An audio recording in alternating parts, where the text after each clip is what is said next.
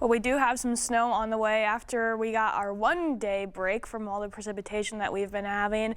After this, though, it's looking like we're going to have a pretty quiet and dry end to the week and start to the weekend. So let's take a look at it. We're seeing mostly clear skies throughout your morning tomorrow, but those clouds are going to start to increase out of this system. And then we're seeing mostly snow to start, but that's not going to be the case for everybody. You can see just south of I-90, we're saying just a tad bit too warm to see that snow to start, so we could see more of a rain or a wintry mix in the afternoon tomorrow around 4 p.m. getting here.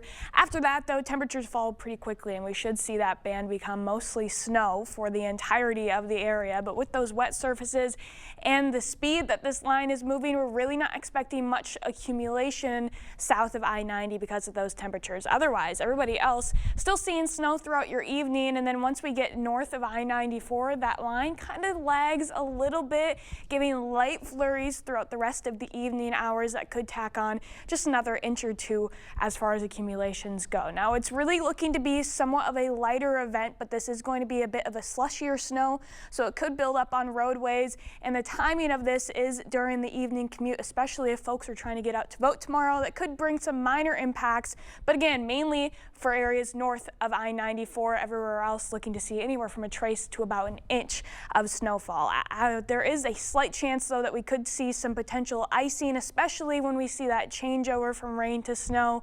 Really unlikely for areas near and south of I-90, but everybody else seeing similar conditions to what you perhaps saw over the weekend, with some light icing on some of those elevated surfaces like buildings and signs and tree branches. After that snow makes its way to the north, though, we have another end of the system passing through. This back end is going to be bringing the chance for some thunderstorms. This risk will be mainly south of I-90, seeing some heavy rainfall in the very early hours of Wednesday morning. This is 4 in the morning. That's going to continue to pass on through. The main risk with that is going to be some large hail, but also some localized heavier wind gusts, as it's looking to be pretty windy for this entire period. We get a little bit of a break from a lot of that as we go throughout the rest of the morning Wednesday, but would not be surprised if we saw a couple more thunderstorms popping up Wednesday afternoon. As temperatures get a little bit warmer, we could have some juice in the atmosphere to support some of those thunderstorms, but those again move out quickly and mainly staying south of I-90. So everybody north gets some snow, everybody to the south gets some thunderstorms, a good old-fashioned spring system where we get a little bit of everything. After that snow moves out of the way, we're looking to see a lot of that rain staying mainly where those thunderstorms are, getting anywhere from about half an inch to maybe an inch of rainfall. Everybody else seeing around a tenth to possibly a quarter that could wash away some of that snow that you're picking up.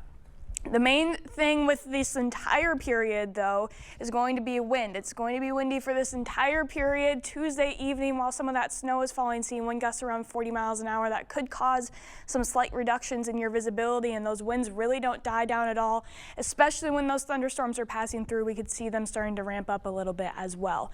Tonight, we're staying cool and quiet. We don't really have anything to worry about tonight other than those cooler temperatures. Might want to grab a light jacket again as you're heading out the door tomorrow. And then tomorrow's highs a tad bit warmer than we saw today. Those will cool off, though, pretty quickly after that snow is starting to pass through the area in the evening. And then after that, we don't really have a lot left to talk about in the forecast other than some fairly mild temperatures, maybe a couple breezy days in there, but we really dry out. Not really seeing a lot of April showers to start the month off, but we're really making up for it this past weekend and in the next few days. So I'm sure everybody will appreciate a little bit of a dry break. But I think so. Absolutely. Yeah. Thanks, Nicole.